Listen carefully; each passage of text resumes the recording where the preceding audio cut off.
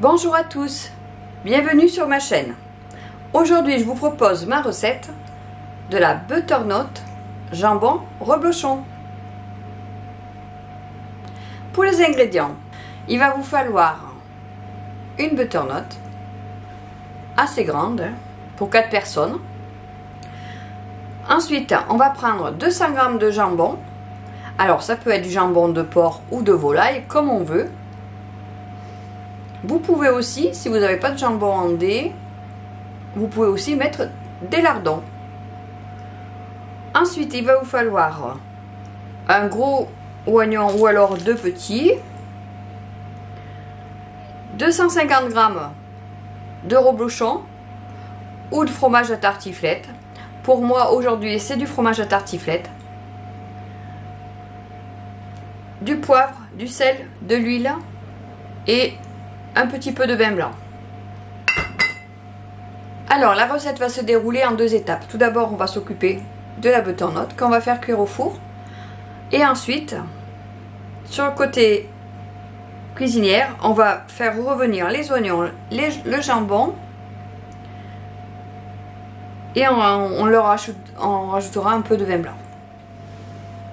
Voilà. Alors tout d'abord, il va vous falloir un plat pour faire cuire la butternut. J'ai lavé la butternut, donc je lui enlève les extrémités. Hop.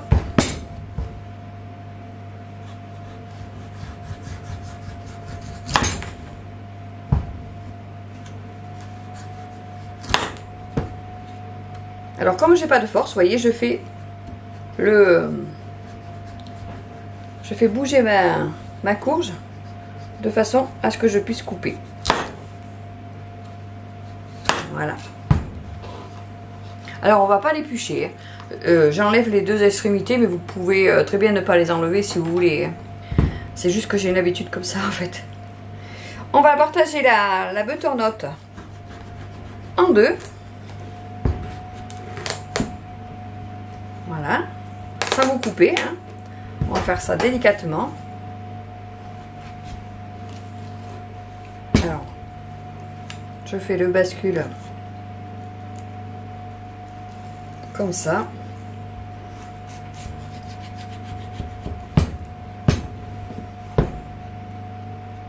De l'autre côté. Si vous avez plus de force, vous pouvez le faire d'un coup. Oui, c'est parce que moi, je le fais en 2 fois, vous voyez.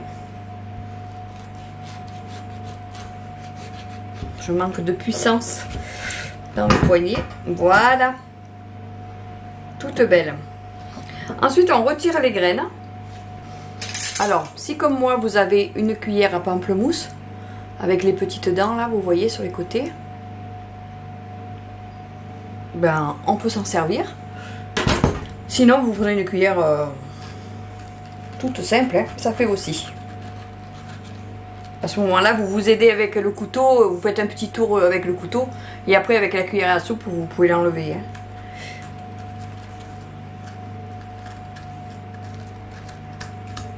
Alors la butternut n'a pas beaucoup de graines. Hein.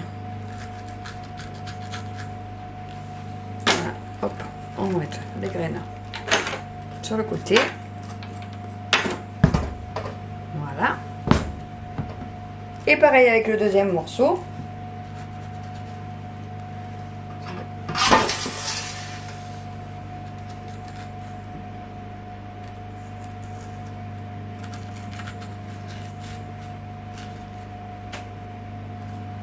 Voilà. Et on enlève.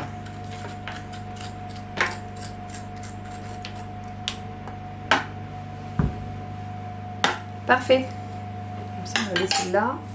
Avec le couteau, on va lui faire des incisions. Je trouve que ça facilite la cuisson. Pareil pour l'autre. Vous n'allez pas trop profond, hein, faut pas percer la coque, parce qu'on va la remplir après. Pareil de ce côté. Hop. Voilà. On va assaisonner. Donc, ce que vous avez l'habitude. Un peu de sel, un peu de poivre. On va mettre dans le plat déjà, ça fera mieux. On va mettre du sel. Pareil, vous mettez un petit peu. Hein. N'ayez pas peur. Hein. Si vous en mettez pas assez, vous pouvez en rajouter après. Voilà. Donc là, c'est bon. On va mettre de l'huile que vous préférez. J'allais dire de l'huile d'olive, mais on met l'huile qu'on veut. Hein. Et voilà. Et ce que je fais, moi, je les tourne comme ça. Et au four pendant environ 30 minutes. Et voilà, on se retrouve côté cuisinière. Donc, on va mettre 2 cuillerées à soupe d'huile dans la poêle qu'on met à chauffer. Du temps, j'ai épluché les oignons et je vais les couper en petits morceaux.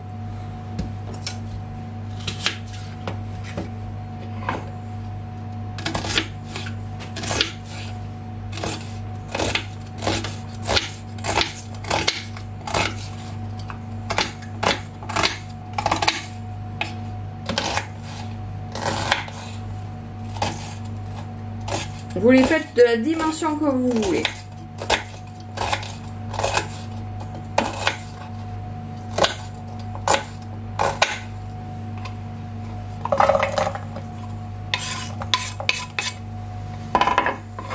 On va le faire dorer.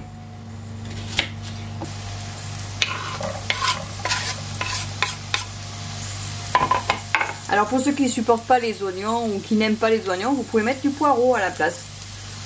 Ça fait tout aussi bien.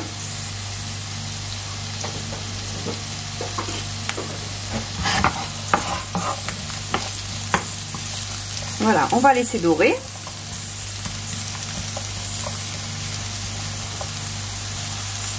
Je vais mettre la haute, ça va faire un peu de bruit.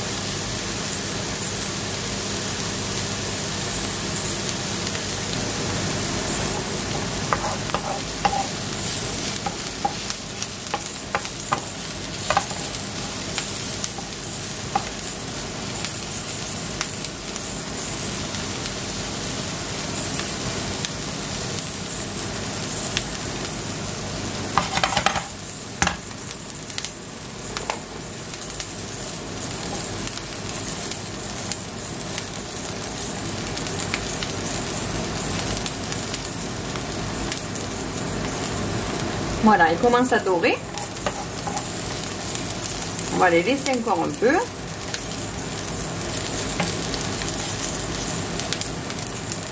Et on va ajouter le jambon ou le lardon, comme vous voulez.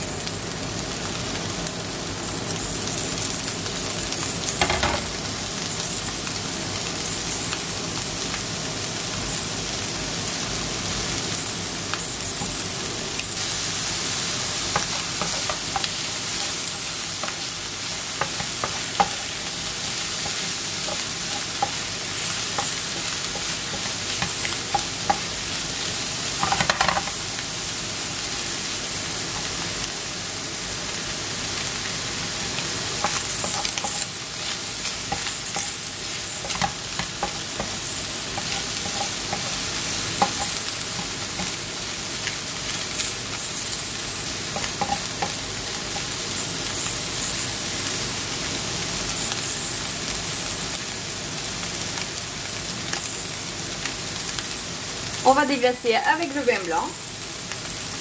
Donc il y en a à peu près un demi-verre. Ouais, un demi-verre de vin blanc. Hop. Alors le vin blanc n'est pas obligatoire. Hein. Vous pouvez remplacer par un demi-verre d'eau. Hein. Voilà, là ça va décoller bien les sucres, vous voyez. Ça va finir de cuire les oignons.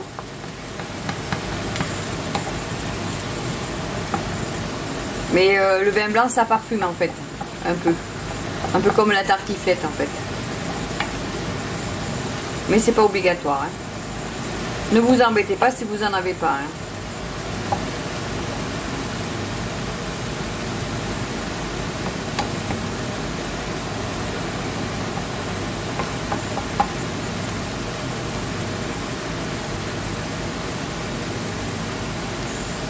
Voilà, dès que le vin blanc est évaporé, après on pourra arrêter le feu. Dès qu'on va recommencer à entendre chanter, comme je dis, on pourra arrêter le feu. Vous voyez, on commence déjà. Petit à petit, on entend mieux.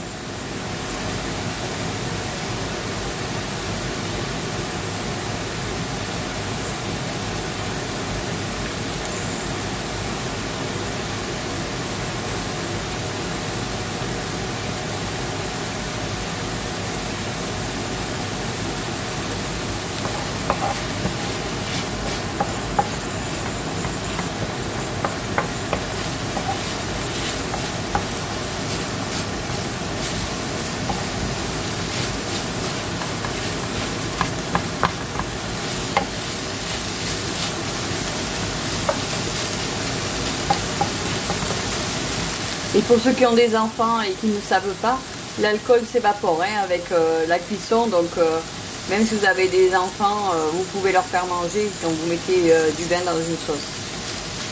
Je dis ça pour ceux qui ne savent vraiment pas et qui se posent la question. Hein. Pour ceux qui ont l'habitude, bon, vous savez.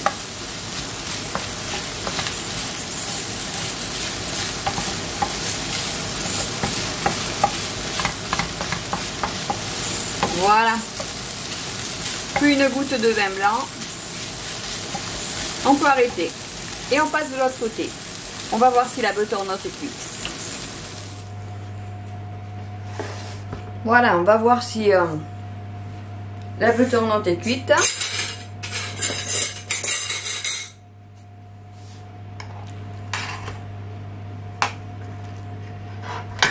Hop là. Oh. Vous voyez, c'est tendre. Hein, donc là, ça veut dire que 30 minutes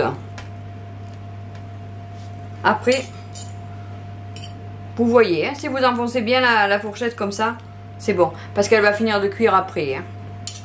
Donc en 30 heures, si vous mettez 35 ou 40, ça fait aussi. Hein. Allez, on va couper là. On va découper un peu de la chair.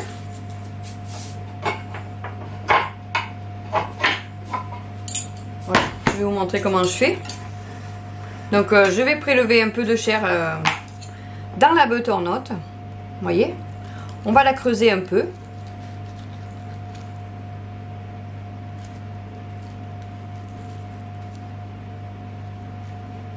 Hop.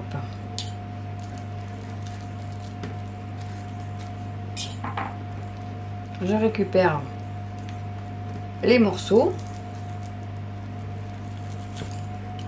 Voilà, elle est encore un peu ferme. Vous voyez, donc 35 à 40 minutes. Hein. Ça dépend des grosseurs. Hein. Mais il ne faut pas s'inquiéter, elle va continuer de cuire avec la garniture dedans.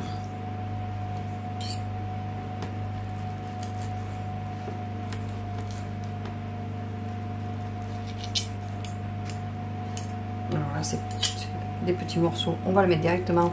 Et ça, on va le mélanger à la préparation des oignons. Alors voilà une qui est faite. Hop. Je sais pas si vous voyez quelque chose, oui. Il y a une drôle de lumière aujourd'hui. Il fait soleil dehors. Du coup ma lumière elle paraît moins importante. Bon, je pense que vous devez y voir quand même.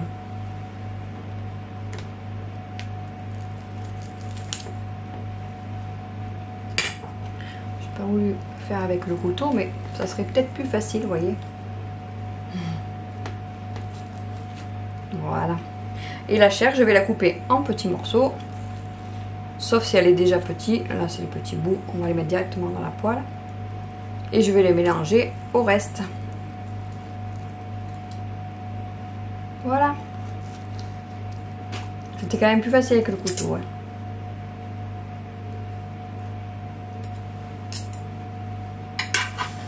Allez. Vous voyez, là, je coupe les petits morceaux de chair que je rajoute à la préparation qu'on vient de faire. C'est-à-dire le jambon, l'oignon et le vin blanc. Vous voyez. Hop. On coupe en petits morceaux. Voilà.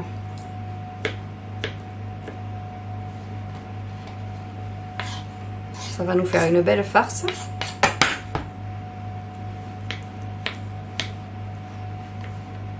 Vous pouvez très bien ne pas couper les petits morceaux, hein, mais moi je trouve que c'est plus agréable. Vous pouvez très bien la laisser entière et mettre le jambon par-dessus, mais je trouve que c'est moins bien. Ensuite, on va rajouter le fromage. Alors, pour le fromage, on va en couper une partie. Je dis bien une partie, hein, pas une grosse. Hein. Vraiment, vous voyez, à peine un tiers. Hein. On va le couper en petits morceaux. Hop. Comme ça, on va mélanger au restant.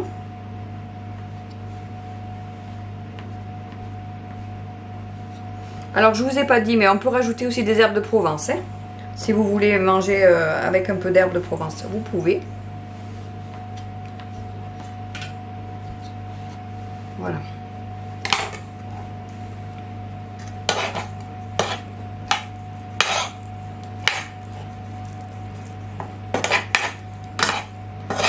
Et voilà. Et maintenant, on va garnir nos butternuts.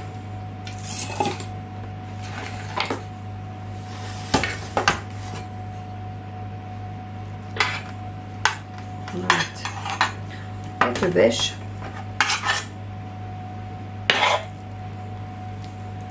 Voilà. Alors, je n'ai pas ressalé parce que le fromage plus le jambon ou les lardons, ça va être suffisamment salé. Hein. Est-ce que vous voyez bien comment je fais? Oui, c'est pas compliqué, hein, vous voyez.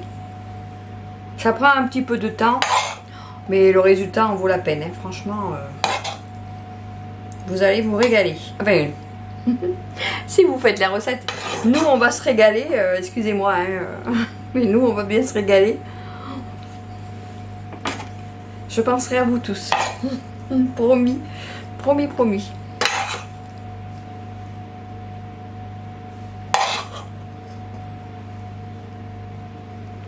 Hop là, ça sent bon.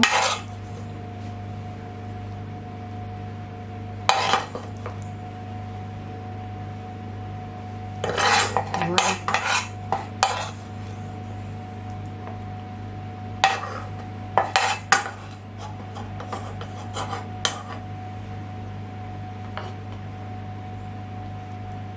Voilà pour ça. Et on va recouvrir avec le restant du fromage. Alors, on va mettre un peu d'herbe de Provence, si vous en avez. Sinon, c'est pas grave. Hein.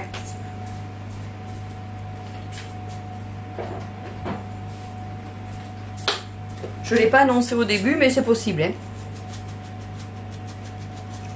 Voilà.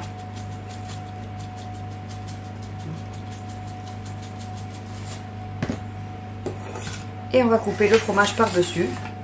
Et ça sera bon. On remettra à cuire pendant environ, je pense, 20 minutes. Je vous dirai ça. Allez, on va couper des lamelles. Vous coupez les lamelles comme vous voulez. Hein.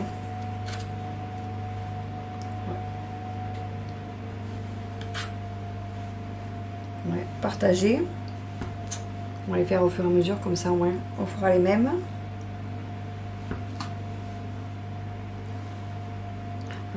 Hop.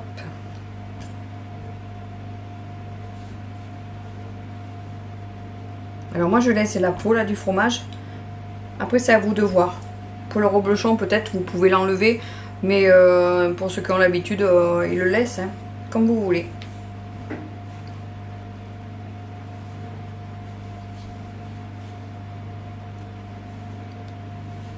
Voilà, ça va être un repas du soir formidable.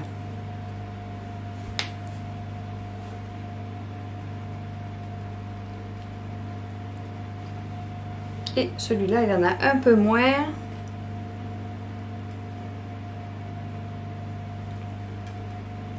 Voilà. Eh bien, c'est prêt.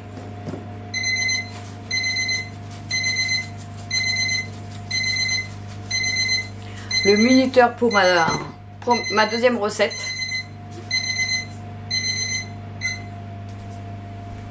Oui, parce que quand je me sers du four, en général, je fais au moins 2 recettes.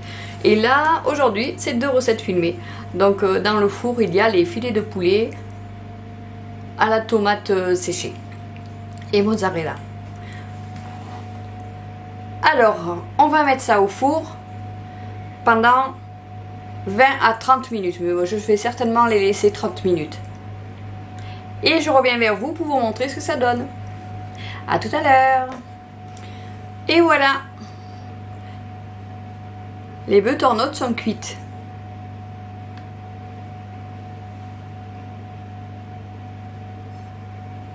Alors, je vais vous en mettre un morceau dans l'assiette. Alors, on peut la couper en 4, c'est-à-dire en 2. Chacune en coupe en 2, ça fait pour 4 personnes. Si vous faites juste ça comme repas, c'est bon. Sinon, vous pouvez couper plus petit. C'est vous qui voyez. Vous voyez, là, elle est vraiment fondante. Regardez-moi ça.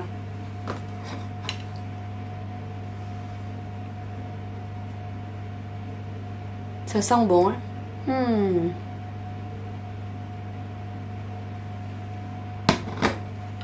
Alors, je l'ai fait cuire pendant 30 minutes. Je vais la remettre dans le plat. Voilà. Maintenant, vous savez faire la recette.